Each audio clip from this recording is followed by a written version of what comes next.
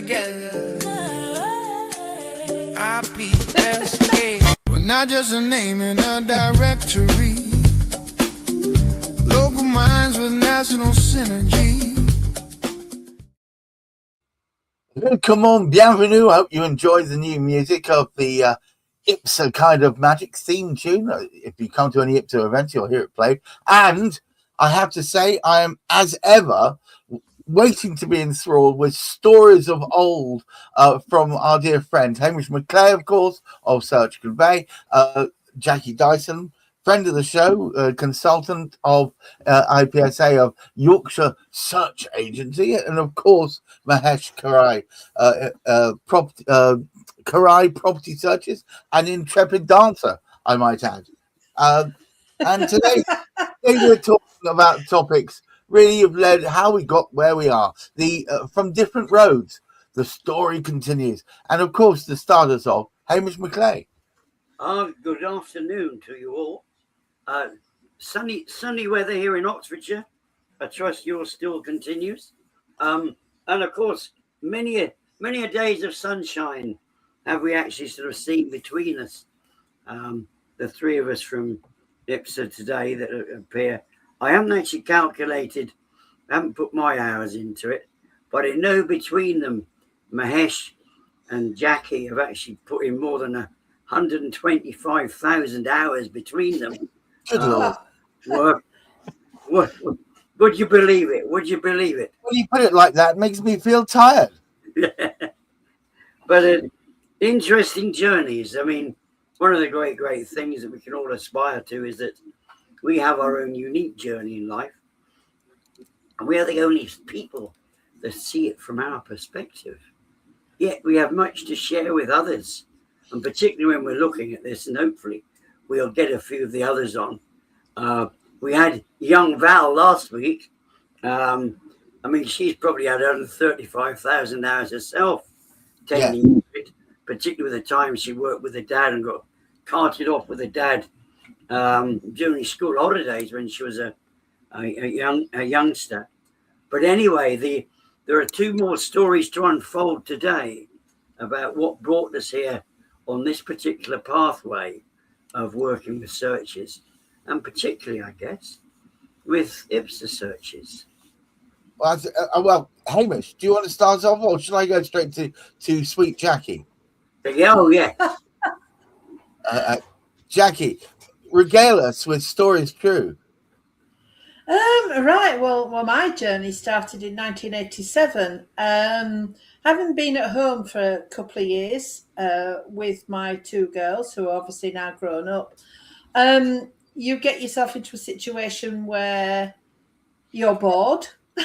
So, and also when one of you is not working, you can't afford things. So I decided it was time to go back to work. And I applied for several jobs. And I got an interview in a department called Local Land Charges. And to be honest, I had not got a clue because we weren't as geared up then into the house buying process as we are now. I went for the interview, thought, well, there you go. Got a phone call. Would you like to start? So yes, I did. I took the job. So therefore, I spent quite a lot of time working in Local Land Charges. Had a marvellous teacher, Phil Sutcliffe, who now works at Kirklees Council. And he was such a good teacher. Things happened. If people work for councils, they can understand that just because you're doing a job, you don't necessarily get the job when you go for an interview. And that happened. So I took my bat home and I applied for a job in planning. And I got that. And I worked for what they call the information unit, where people used to come into planning, ask questions. Do I need planning? Do I need this? Do I need the other? Etc. But also within our little section was the planning search section. And my boss said, you know more about searches than me. You're in charge. Any queries, any problems, will you please answer them? So I did. So I learnt the planning side of it. And one of the questions that we were often asked is, do I need planning permission? When you ask, in those days. That is the classic question that everybody Yeah. asks. Yeah. Do I need planning permission? Well, to find out and to interpret the law, the General Development Order, you had to virtually do a search. You had to check your footpaths, you had to check your highways, you had to check your building control, you had to check your planning, your conservation areas, etc., etc., etc., etc., to see if planning permission was required. And also you had to interpret the law. So I learnt an awful lot more from working in planning. And a lot of people are under the impression that in the planning department, your planning officers answer your planning questions. No, they don't. They have not got a clue. They haven't even got a clue about planning law, so let alone about land charges information. So I learned an awful lot from there. And then, as councils do, they have reorganisations, they lose staff, and they move you around. And I became an enforcement officer. So again, I was dealing. Hang on. Did you get a shield and a pistol? No. A planning enforcement officer, where people can write in, my next door neighbour's building an extension. We don't think he's had permission. Does he need permission? Oh. So we would look into it, and if the answer was yes, they need permission, they haven't got it, we would write to them, say to them, etc., etc. So I learned an awful lot more. Can I ask you? The vast majority of times when people dobbed people in, were they in fact requiring planning permission? Was it normal that they were on the wrong side of the law? Yes, and a lot. I mean, we did get stupid things like my next door neighbour has moved his dustbins from where they were to another space on it, and he hasn't had planning permission. Oh, you'd be surprised. So, and also he's had a new front door put in, and his letterbox is in a different place. Does he need planning? Oh, yes, yeah. But you see, people weren't aware of planning then. They weren't aware of how much information there was there for them to look at. As time has gone on and things have become digital, people are researching, people are Googling things, so obviously your man in the street has become more and more aware of planning and of things that go on in conveyancing. And it was just by chance I was fed up with the council, and my husband knew someone who was a solicitor, and he asked if he got a job for me. And he said, what can she do? And he said, well, she can type, she can do admin, she knows all about searches. And his ears pricked up. And he said, I have someone that does personal searches, but he's retiring, and I need someone to replace him and knows what they're doing. What a spot of luck. So, yeah, it was a bit of luck. My husband actually went to school with this gentleman. He was a couple of years below my husband. So he said, if you're willing to take up the chance of setting up your own business, I will supply you with work. And as they say, the rest is history. Hang on a moment, because this is fundamental. It's not so much he was giving you a job. What he was saying is, I'm going to create you a supply chain, but you have to take on the role of creating your own. Yes. Yeah, and dare I say it, back then, that was not please don't take this wrong, not a normal thing to be doing. You don't. So I would start up a new business. That's quite a jump, right? It is when you've had the security of the council, and you know every month you're going to get paid, but things change in councils. You don't know whether next week, if they have a reorganisation, if your job's going to still be there. So even in the council, you still haven't got the security.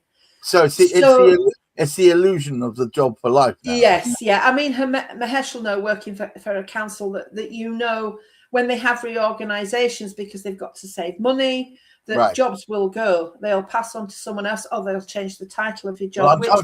I'm counting Mahesh for his take on all that. So I took the plunge. I talked it over with my parents, because obviously parents have years and years of experience. They're the font of all knowledge, and they said, if you don't take the chance, you'll regret it. So I tell you what, hats off to your parents. I know many parents who say, oh, no. Stay with the salaried job. Stay with the salaried job. No. My dad worked for private companies. He worked for a big firm called Rakel, that then became Rakel Vodafone and whatever. So he knows that when times are lean, that redundancies are made and reorganisations, and people, nobody's job is 100% safe. So yes, I took the plunge. It's pretty much it's best if you know you've got a line of supply and you know that you Yes. can supplant that supply. This sounds like the ideal job. So when you started this thing, you already had a ready-made supply. pipeline. Yes. Yeah. And of course, then visiting the other councils, the gentleman that retired took me around to show me the systems of all the other councils. Right. And the difference was between me and him. When I asked for information and the council worker said, no, you can't see that, I would go back and say, but oh, yes, I can. No, you can't. Yes, I can. It is public information. So with working at a council, I knew what was public and what wasn't. So they couldn't pull the wool over my eyes. So would you say, but just before I pop to Mahesh, that what's required, certainly in this role, is a certain amount of bloody mindedness? Yes, because you I mean, whichever walk of life, you always get the job's worth. Yes. No, you do. I mean, you always get them, and you come across them. And but the thing was, what I could say to them, look, I used to work at Calderdale Council in planning, and they go, "Oh, right, did you?" And the attitude totally changed. Of course it would. Oh, you're an ex-council worker. Yes, but I escaped. Yeah. And they appreciate that joke. And I mean, very, very rarely of all the council workers I dealt with during my searches, there was only one or two that were very, very funny. And they were just people that I think they could see where the future of personal searches was going to go, which was taking money off the councils and their jobs, which I don't blame them. But I would say 99.9% of all the council workers I dealt with, they were wonderful. They were always very, very helpful and very, very nice. Well, I guess it's how you treat as you want to be found. So, Mahesh, is your experience similar? Because I know similarly, because the one thing that you and Jackie share in common, you're both games keepers turned poachers, right? So, but did it help when you were now coming back to the council and they were pushing back and you said, no, actually, I know where that is. Yes, that as Jackie said, so obviously sort of that does come in, that does play into obviously our benefit to a certain extent. Right. You could go into the various different councils and obviously they say, oh, well, you're new. I haven't seen you around. Oh, well, no, I recently started with X, Y, and Z, but I was a former local land charges computerization officer. Right. Obviously, sort of and obviously, oh, Cardiff, and yeah, no, we know. How did that go? And sort of obviously, then you're getting to know them and chat with them. I always found with council staff, if you were pleasant with them, obviously you're going in there smiling, just cheery. I was always just cheery fellow. You're going in there smiling. You're asking nice, pleasant questions, and obviously in a nice, proper way. And as Jackie said, 99% of the staff would always be happy to help you. I know from experience, one of the chaps that I used to worked with for 14 years before I started working for him. Yes. He used to go out.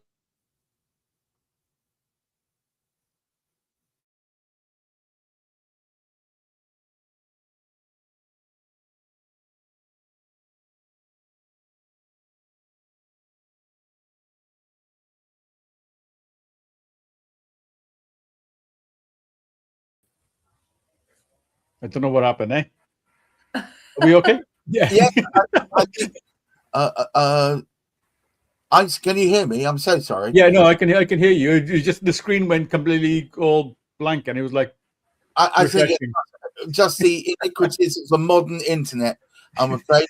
But look, it's while we still have each other here, Hamish, you've been through a whole ton of this stuff, surely, and not only that, but your background isn't as straight line as you might have thought. You went from teacher through to motorsport and engineering, and finally you went into searches. I guess the one thing, and you've told me this before, is you have to have an inquiring mind, right? Oh yes, very much so. But you're intrigued. But I mean, the interesting thing is, we can go back to that. We'll pick it up in due course. But from Mahesh's perspective, because you were involved with IT, weren't you, Mahesh? Mm-hmm. Before you actually sort of went to Cardiff. Yeah. Be interesting to know about how Cardiff saw it, because we're working with, we're certainly, and strangely enough, another IPSA member was working at Cardiff at the same time, as was Mahesh. My predecessor, Andrew Prismal, was the land charges officer.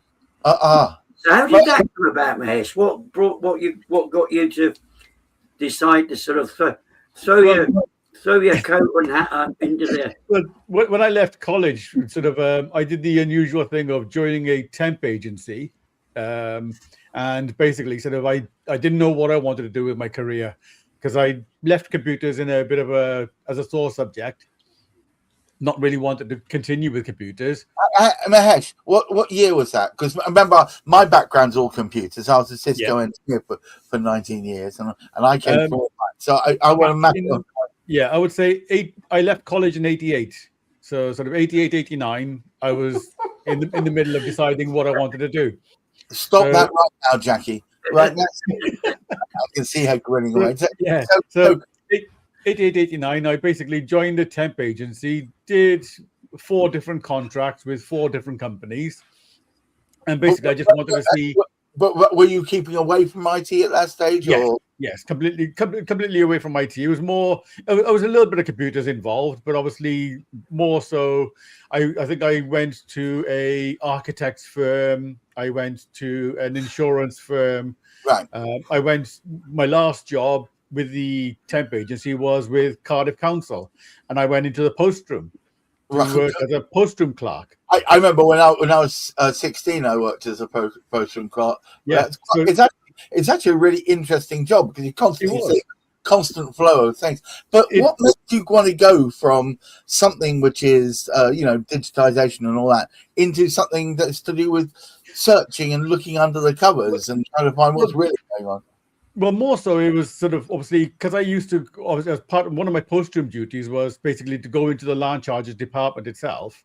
And Jackie will tell you, obviously, sort of with Cardiff land charges, what they used to do was have probably about 6 or 7 folders, and I would walk around Cardiff, basically town centre, and obviously this that sort of area, basically to the different offices, delivering these folders to basically collect the land charges answers. And obviously, I'd go back into land charges, and then the one day I was just obviously curious, and I spoke to Andrew, who was the land charges officer at the time, and I said, "Well, I'm going around collecting all this information. What am I doing? What are you actually doing here with all this bits of information?" And then he actually showed me, and then I think it was a few months later, they wanted to computerize their land charges register. Right. And obviously, because he knew I had a bit of a background in IT anyway, of course, he said to me, he said, "Well, look, put an application in, and fortunately, you may well end up getting it, because we know you, we like you." And obviously, sort of from there, it was one of those things, as Jackie will say, in the early 80s and early 90s, it was who you knew, not what you knew, in terms of getting a job at the council. Well, I think in lots of places it still is, but the truth of the matter is, you move from being on the peripheries to playing inside the Chinese walls. That was more my inquisitive mind, to be fair. I mean, when you're working with maps and you're looking at plots of land and whatever else and bits and pieces, it was always that thing where I'd get a colleague who's doing a Cardiff search, and they'd been doing it for like 5 or 6 years. And obviously, because I was looking at the maps on a daily basis, they would get a search on a piece of land, and they might not be able to either find it or actually map it correctly and whatever else. And because I was looking at these maps on a daily basis, they'd say to me, "Well, can you find this?" And they'd be like, "Yeah, okay, I know. Get map 1480 out and sort of there it is there." So I could point it out straight away. Yeah, it's a sad life, but we all knew how to do it. And they say, "Well, okay, you've got," obviously I realized that I've got a bit of a niche for looking at maps and bits and pieces, and just an inquiring mind. So going on from doing the land charges register, there wasn't a job available at Cardiff Council at the time with local land charges. So I decided to go private and joined up with one of the personal search companies who was doing searches in Cardiff. And that's where my journey started. But it was always a case of going out to Cardiff. Cardiff was my local area. I knew it off the back of my hand. Yeah. So it was simple. Hamish, we've had some stories today, and it's interesting to hear how people come to this, because although what you now do or what you've done, Jackie, is very well documented. It's nice and easy to understand why you do what you do. It's all about looking underneath and not believing necessarily what you're being told in prima facie. But to get there is quite an intriguing journey. Hamish, would you care to take us home? Well, I think I ought to mention just before I do tidy things up or attempt to, I should remind everybody that Jackie was a police officer as well. I didn't know that. So I don't know if that, but the great thing that's come out of the story, and I do love looking at depth into sort of what brought us there, and it's something that you mentioned an awful lot, Gareth, is that inquiring mind. If you have an inquiring mind, there's always something to look at. That things change. I mean, Jackie's doing an element of sort of changing, checking to let people in, letting them down the drawbridge to let people into it at the moment. So she's keeping up to date with various things that but the changes that both Mahesh and Jackie have actually sort of seen are unbelievable. I mean, Jackie's been at it for about 15 years longer than I have, and Mahesh about sort of 10, 12. So, I'm a newbie. So it's good to speak to some of you oldies. But the interesting thing, that's very nice, isn't it, calling you oldies? The thing is, Hamish, even in the short, he says, period of time that you've been working it, it's the last 10 years. It's accelerated and changed and morphed, and where the data has changed, and how you can get hold of it has changed. It's a very much a movable feast. I think also what's very, very important too is the style of people we work with now. That has changed dramatically. And I mean, Jackie in particular, because she started in those earlier days working directly with solicitors, with the local solicitors. And what a change we've sort of seen in solicitors within conveyancing particularly. All sides of the law have changed, but conveyancing system, because since 2005, you don't need to be qualified as a solicitor to actually carry out the work. And that in itself has brought some challenges. But no, it's just fascinating to look at all those hours that have contributed to where these two delightful souls have actually sort of brought their magic into IPSA as well. I'll tell you what, I've been very lucky because not only have Hamish and I been working very closely together for quite some time now, but I've had the pleasure of meeting in the flesh both Mahesh and Jackie, and dare I say it, cutting a rug with them on the dance floor. Thank you all for watching. I hope you found this amusing and intriguing. IPSA, the Independent Personal Search Agents, the association thereof that Hamish is currently the chairman of, is a welcoming institution that looks for to be, I would say, the kite standard, the kite mark of search agents, and it's populated, dare I say it, because I know Jackie and Heather make sure that the quality of the people involved as such are populated by people with inquiring minds who are willing to not take things at face value, but try and look still deeper and try and find out what the truth of the matter is. That's why I think more people should be working with people just like that. Until next week, please keep your feet on the ground, keep reaching for the stars. And I know we're going through upheaval and troubling times. Please try and look after your mental health. Until then, bye-bye. National connection. Independent, but never alone. IPSA, where your professional home.